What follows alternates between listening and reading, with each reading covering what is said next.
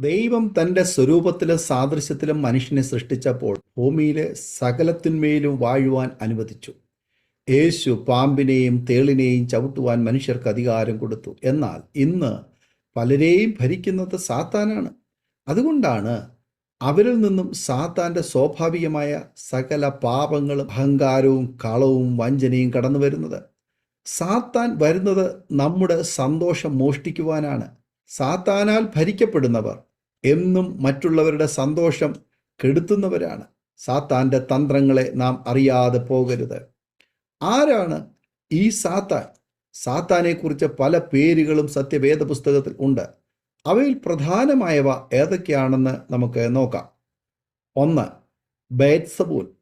സാത്താനെ ബേത്സബൂൽ ആയി മത്തായി സുവിശേഷം 12-ാം അധ്യായം അതിൻ്റെ 24 മുതൽ 27 വരെയുള്ള വേദഭാഗങ്ങളിലും, മർക്കോസ് സുവിശേഷം 3-ാം അധ്യായം 22-ാം വാക്യത്തിലും, ലൂക്കോസ് സുവിശേഷം 11-ാം അധ്യായം അതിൻ്റെ 15-ാം വാക്യത്തിലും പ്രതിപാദിച്ചിരിക്കുന്നു. 2. വെളിച്ചദൂതൻ. സാത്താൻ താനും വെളിച്ചദൂതന്റെ വേഷം ധരിക്കുന്നുവല്ലോ. 2 കൊരിന്ത്യർക്ക് എഴുതിയ ലേഖനം 11-ാം അധ്യായം അതിൻ്റെ 14-ാമത് വചനം. 3. ഈ ലോകത്തിൻ്റെ അധിപതി. നാം ദൈവത്തിൽ നിന്നുള്ളവർ എന്ന് നാം അറിയുന്നു. സർവ്വ ലോകവും ദുഷ്ടന്റെ അധീനതയിൽ കിടക്കുന്നു. 1 യോഹന്നാൻ എഴുതിയ ലേഖനം 5-ാം അധ്യായം അതിൻ്റെ 19-ാമത് വചനം.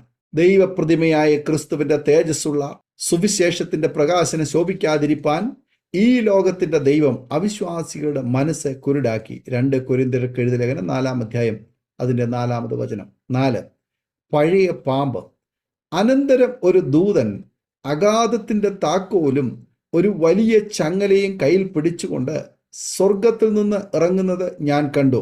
അവൻ പിശാചും സാത്താനും എന്നുള്ള പഴയ പാമ്പായ മഹാസർപ്പത്തെ പിടിച്ച് 1000 ആണ്ടേക്ക് ചങ്ങലയിട്ടു. വെളിപ്പാട് പുസ്തകം 20-ാം അധ്യായം 1-2 വാക്യങ്ങൾ. 5. പിശാച്. ഭൂതലത്തെ മുഴുവൻ തെറ്റിച്ചു കളയുന്ന പിശാചും സാത്താനും എന്ന മഹാസർപ്പമായ പഴയ പാമ്പിനെ ഭൂമിയിലേക്ക് തള്ളിക്കളഞ്ഞു. അവൻ്റെ ദൂതന്മാരെയും അവനോടുകൂടി തള്ളിക്കളഞ്ഞു. വെളിപ്പാട് പുസ്തകം 12-ാം അധ്യായം അതിൻ്റെ 9-ാമത് വചനം. അനന്തരം പിശാചിനാൽ പരീക്ഷിക്കപ്പെടുവാൻ യേശുവിനെ ആത്മാവ് മരുഭൂമിയിലേക്ക് നടത്തി. മത്തായി സുവിശേഷം 4-ാം അധ്യായം അതിൻ്റെ 1-ാമത് വചനം. 6. കൊലപാതകി. നിങ്ങൾ പിശാചെന്ന പിതാവിൻ്റെ മക്കൾ. നിങ്ങളുടെ പിതാവിൻ്റെ മോഹങ്ങളെ ചെയ്യുവാനും ഇച്ഛിക്കുന്നു. അവൻ ആദ്യം മുതൽ കൊലപാതകനായിരുന്നു. അവനിൽ സത്യം ഇല്ലായകൊണ്ട് സത്യത്തിൽ നിൽക്കുന്നതുമില്ല. അവൻ ഭോഷ്ക് പറയുമ്പോൾ സ്വന്തത്തിൽ നിന്ന് എടുത്തു പറയുന്നു. അവൻ ഭോഷ്ക് പറയുന്നവനും അതിൻ്റെ അപ്പനും ആകുന്നു. യോഹന്നാൻ എഴുതിയ സുവിശേഷം 8-ാം അധ്യായം അതിൻ്റെ 44-ാമത് വചനം.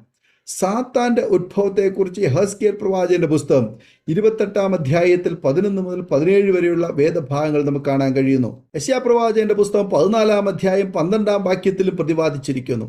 സാത്താന് അവസാനം എന്ത് സംഭവിക്കുമെന്ന് 2 തെസ്സലോനിക്കർക്ക് എഴുതിയ ലേഖനം 2-ാം അധ്യായം അതിൻ്റെ 8-ാം വാക്യത്തിലും, വെളിപ്പാട് പുസ്തകം 20-ാം അധ്യായം അതിൻ്റെ 1 മുതൽ 10 വരെയുള്ള വാക്യങ്ങളിലും പ്രതിപാദിച്ചിരിക്കുന്നു. കെടാത്ത തീപ്പൊയ്യാണ് അവനുള്ള ഓഹരി. ആ ഓഹരി നമുക്കും ലഭിക്കുവാൻ സാത്താൻ പല തന്ത്രങ്ങൾ മെനയുന്നു. ദൈവസന്നിധിയിൽ നിന്നും വീണ സാത്താൻ ദൈവമക്കളുടെ തലയിൽ കയറി ഭരിക്കുവാൻ ശ്രമിക്കുന്നു. അവൻ ജഡത്തിന്റെ പ്രവൃത്തിയെ നിറച്ച് നമ്മെ അശുദ്ധമാക്കുവാൻ ശ്രമിക്കുന്നു. എന്താണ് ജഡത്തിന്റെ പ്രവൃത്തികൾ? ജഡത്തിന്റെ പ്രവൃത്തികളോ ദുർനടപ്പ്, അശുദ്ധി, ദുഷ്കാമം, വിഗ്രഹാരാധന, ആഭിചാരം, പക, പിണക്കം, ജാരശങ്ക, ക്രോധം, ശാഠ്യം, ധുന്നപക്ഷം, ഭിന്നത, അസൂയ, മദ്യപാനം, വെറിക്കൂത്ത് മുതലായവ എന്ന് വെളിവാകുന്നു. ഈ വക പ്രവർത്തിക്കുന്നവർ ദൈവരാജ്യം അവകാശമാക്കുകയില്ല എന്ന് ഞാൻ മുമ്പേ പറഞ്ഞ പോലെ ഇപ്പോഴും നിങ്ങളോട് മുൻകൂട്ടി പറയുന്നു. ഗലാത്യർക്ക് എഴുതിയ ലേഖനം 5-ാം അധ്യായം 19 മുതൽ 21 വരെയുള്ള വേദഭാഗങ്ങൾ. നമ്മിൽ നിന്നും പുറപ്പെടുന്നത് ഇവയാണെങ്കിൽ സാത്താൻ നമ്മുടെ തലയിൽ ഭരണം നടത്തുകയാണ്. എന്നാൽ നമ്മിൽ നിന്ന് പുറപ്പെടുന്നത് ആത്മാവിൻ്റെ ഫലങ്ങളാണെങ്കിൽ സാത്താൻ നമ്മുടെ കാൽ കീഴിലാണ്. എന്താണ് ആത്മാവിൻ്റെ ഫലങ്ങൾ? ആത്മാവിൻ്റെ ഫലമോ സ്നേഹം, സന്തോഷം, സമാധാനം, ദീർഘക്ഷമ, ദയ, പരോപകാരം, വിശ്വസ്തത, സൗമ്യത, ഇന്ദ്രജയം. ഈ വകയ്ക്ക് വിരോധമായി ഒരു ന്യായപ്രമാണവുമില്ല. ക്രിസ്തുയേശുവിനുള്ളവർ ജഡത്തെ അതിൻ്റെ രാഗമോഹങ്ങളോടുകൂടെ ക്രൂശിച്ചിരിക്കുന്നു. ഗലാത്യർക്ക് എഴുതിയ ലേഖനം 5-ാം അധ്യായം 22 മുതൽ 24 വരെയുള്ള വേദഭാഗങ്ങൾ. കർത്താവിൻ്റെ പരിശുദ്ധാത്മാവിനാൽ നയിക്കപ്പെടുമ്പോൾ സാത്താൻ നമ്മുടെ കാൽക്കീഴിയാകുന്നു. അതിനാൽ നമുക്ക് ഈ അന്ധകാരത്തിൻ്റെ ലോകാധിപതിയായ സാത്താനോട് കർത്താവിൻ്റെ സർവായുധവർഗം ധരിച്ച സധൈര്യം പോരാടാം. അങ്ങനെ സാത്താനെ തോൽപ്പിച്ച് ജീവകിരീടത്തിന് അവകാശികളായി മാറാം. ഈ വചനങ്ങളാൽ ദൈവം നമ്മെ അനുഗ്രഹിക്കുമാറാകട്ടെ. ആമേൻ. ഓർമ്മയുടെ മനോരഥത്തിൽ മായാത്ത ഓർമ്മയ്ക്കായി അരോമ മാട്രിമോണിയിൽ നിന്നും ജീവിത പങ്കാളിയെ കണ്ടെത്തൂ. നിങ്ങൾ ഒരു ക്രിസ്തീയ ജീവിത പങ്കാളിയെ അന്വേഷിക്കുകയാണോ? അതോ മക്കൾക്ക് അനുയോജ്യമായ ഒരു തക്ക തുണയ്ക്ക് വേണ്ടി പ്രാർത്ഥിക്കുന്ന വ്യക്തിയാണോ? എങ്കിൽ അരോമ മാട്രിമോണി നിങ്ങൾക്ക് വേണ്ടിയാണ്. ഇന്നു തന്നെ സൗജന്യമായി രജിസ്റ്റർ ചെയ്യൂ. അരോമ മാട്രിമോണിയുടെ പ്രത്യേകതകൾ: രജിസ്ട്രേഷൻ തികച്ചും സൗജന്യം. ലോകത്തെവിടെയുമുള്ള അനുയോജ്യമായ ക്രിസ്തീയ ജീവിത പങ്കാളിയെ തിരഞ്ഞെടുക്കാം. വിവാഹം നടക്കുന്നതുവരെ സർവീസ് ലഭിക്കുന്നു. ഏറ്റവും ചെറിയ പാക്കേജുകളും തിരഞ്ഞെടുക്കാം.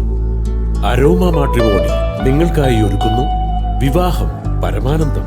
Email aroma matrimony2020@gmail.com